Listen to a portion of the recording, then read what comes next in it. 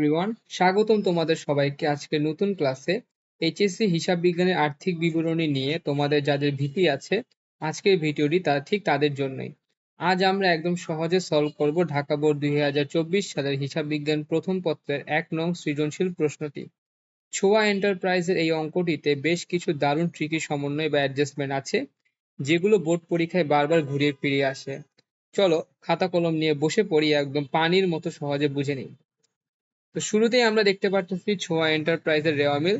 আপনাদের ক্রয় বিক্রয় হচ্ছে 70,000 1,54,000 টাকা, প্রারম্ভিক মজুত 43,000 টাকা, উত্তোলন হচ্ছে 15,000 টাকা, মূলধন 81,400 টাকা, আসবাবপত্র 60,000, বেতন 5,000, পরিবহন 2,000, প্রদেয় হিসাব 3600, প্রাপ্য হিসাব 30,000 টাকা, ভাড়া 12,000 টাকা, কর ও অবিকর 2,000 টাকা ডেবিট।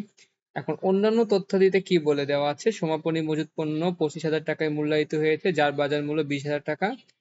2 নম্বর সমন্বয়তে বলেছে উপভাড়া বকেয়া রয়েছে 3,000 টাকা। 3 নম্বরে বলেছে বিক্রয়ের মধ্যে 5,000 টাকা আসবাবপত্র বিক্রয় অন্তর্ভুক্ত আছে। 4 নম্বরটি বলেছে অনাদায়ী পাওনা 600 টাকা, প্রাপ্য হিসাবে 5% অনাদায়ী পাওনা সঞ্চিতি ধরতে হবে।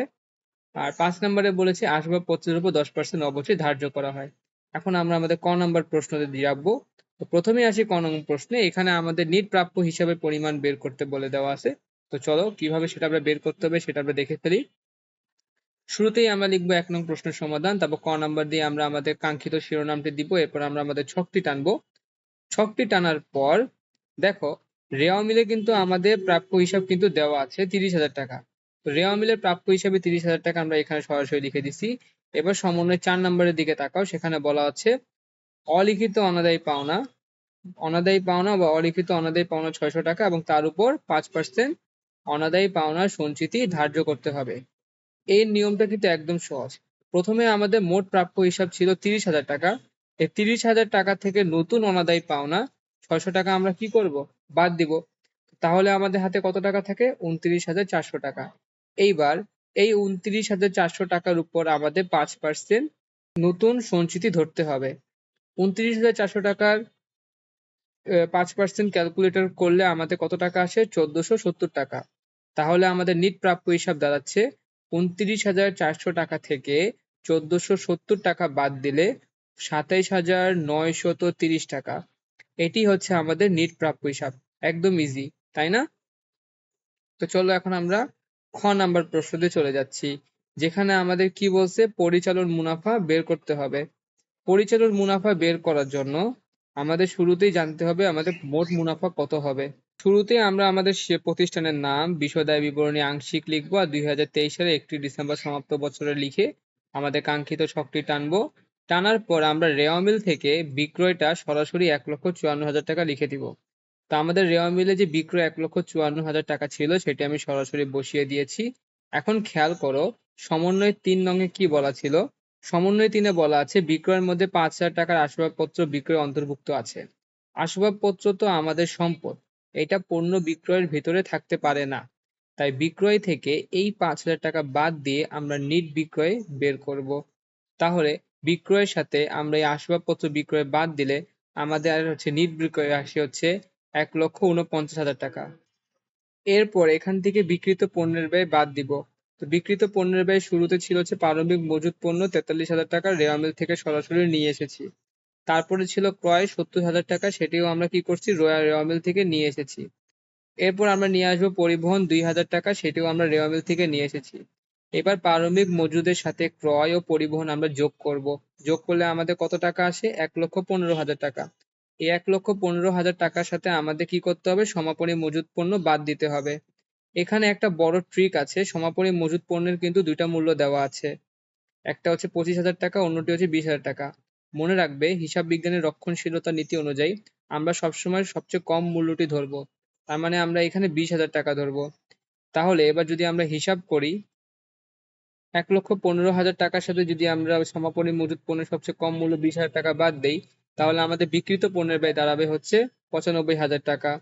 এই 95,000 টাকা হচ্ছে আমাদের বিক্রিত পণ্যের। তাহলে নিট বিক্রয় 1,49,000 টাকার সাথে বিক্রিত পণ্যের ব্যয় 95,000 টাকা যদি বিয়োগ করি, তাহলে আমরা মোট মুনাফা পাবো 54,000 টাকা। এবার এই মোট মুনাফা থেকে আমরা আমাদের ব্যবসার নিয়মিত পরিচালন ব্যয়গুলো বাদ দিতে হবে। তাহলে পরিচালন ব্যয় শুরুতে আমরা নিয়ে আসবো বেতন, এটা আমি কি করব, সরাসরি রেওয়া মিল থেকে নিয়ে এসেছি। এরপর আমি নিয়ে আসবো ভাড়া, এটা আমি রেওয়া মিল থেকে সরাসরি নিয়ে এসেছি। এরপর আছে অনাদায়ী পাওনার খরচ, এটি আমাদের সমন্বয়ে 600 টাকা আমরা এখানে লিখে দিলাম। আর নতুন অনাদায়ী পাওনা, এটা আমরা ক থেকে যেটা পেয়েছিলাম সেটাও আমরা এখানে লিখে দিছি। তাহলে আমাদের মোট টাকা হচ্ছে 2070 টাকা। এরপর আমরা নিয়ে আসবো কর ও অভিকর, এটা আমরা রেওয়া মিল থেকে 2000 টাকা সরাসরি নিয়ে এসেছি। এরপর আমরা আসবাবপত্রের অবচয় বাদ দিতে হবে। অবচয় হিসাবটা খেয়াল করো। মোট অবচয় বা মোট মোট আসবাবপত্র 60,000 টাকা থেকে বিক্রিত 5,000 টাকার প্রথমে বাদ দিয়ে দিতে হবে। বাকি যে 55,000 টাকা থাকবে তার উপর 10% অবচয় অর্থাৎ 5,500 টাকা ধরতে হবে। সব খরচ বাদ দিলে আমরা আমাদের কাঙ্ক্ষিত পরিচালন মুনাফা বের করতে পারবো। তাহলে আমাদের সকল পরিচালন ব্যয় যদি যোগ করি তাহলে আমাদের মোট পরিচালন ব্যয় দাঁড়াবে 26,570 টাকা। এখন আমরা আমাদের মোট মুনাফার সাথে পরিচালন ব্যয় যদি বাদ দিই তাহলে আমরা আমাদের পরিচালন মুনাফা পেয়ে যাব 27,430 টাকা। তো আশা করি তোমরা খ নম্বর প্রশ্নটি কিভাবে সমাধান করতে হবে বুঝতে পেরেছো।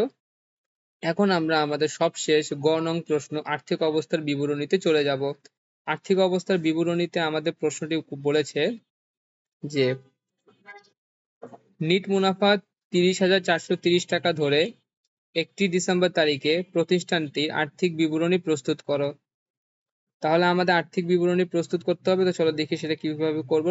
শুরুতেই আমরা আমাদের গ নং প্রশ্নের প্রতিষ্ঠানের নাম, আর্থিক অবস্থা বিবরণী, সেটা আমরা কত তারিখে প্রস্তুত করছি লিখব।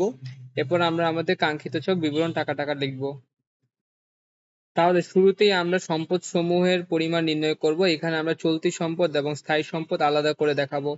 তো চলতি সম্পদের মধ্যে আমাদের প্রথমে ক থেকে পাওয়ার নিট প্রাপ্য হিসাব 27,930 টাকা আসবে। তারপর আমাদের অনাদায়ী বা বকেয়া উপভাড়া 3,000 টাকা আসবে। 3,000 টাকা অনাদায়ী উপভাড়া কিন্তু আমাদের 2 নম্বর সমন্বয়তে বলে দেওয়া ছিল। উপভাড়া বকেয়া আছে 3,000 টাকা, এইটাই আমি সরাসরি অনাদায়ী উপভাড়া নামে লিখে দিয়েছি। তারপর আমাদের সমাপনী মজুত পণ্য, যেটা সবচেয়ে কম মূল্য, 20,000 টাকাটা আসবে। তাহলে এগুলো যদি আমি যোগ করি তাহলে আমাদের মোট চলতি সম্পদ দাঁড়াবে 50,930 টাকা। এবার আমরা স্থায়ী সম্পদ বের করব।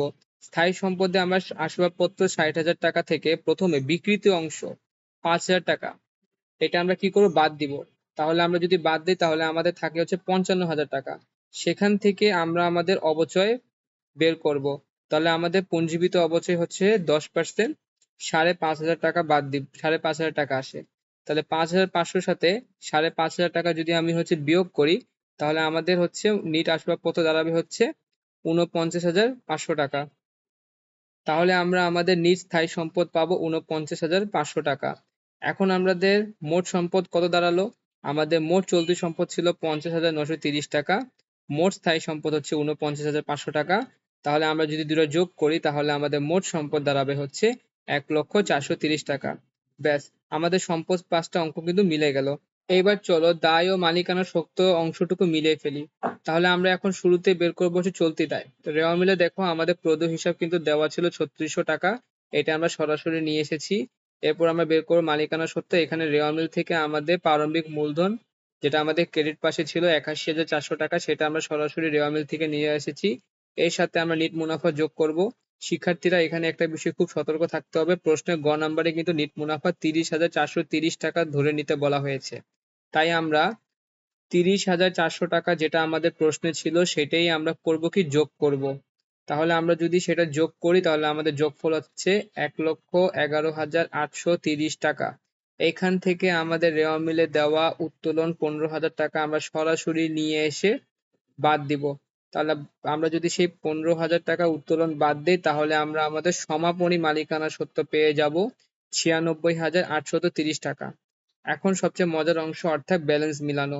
আমাদের চলতি দায় ছিল 3600 টাকা এবং মালিকানা সত্ত্ব ছিল 96,830 টাকা। এখন আমরা যদি এই দুইটা যোগ করি তাহলে আমাদের মোট ও মালিকানা সত্ত্ব দাঁড়াচ্ছে 1,04,30 টাকা। আশা করি ঢাকা বোর্ডের এই গুরুত্বপূর্ণ অঙ্কটি তোমরা সহজেই বুঝতে পেরেছো।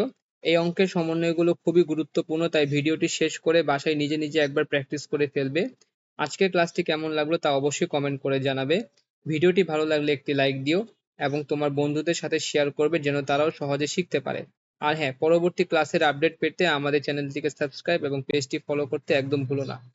দেখা হবে পরবর্তী ভিডিওতে নতুন কোনো টপিক নিয়ে। সে পর্যন্ত তোমরা সবাই ভালো থাকো, সুস্থ থাকো।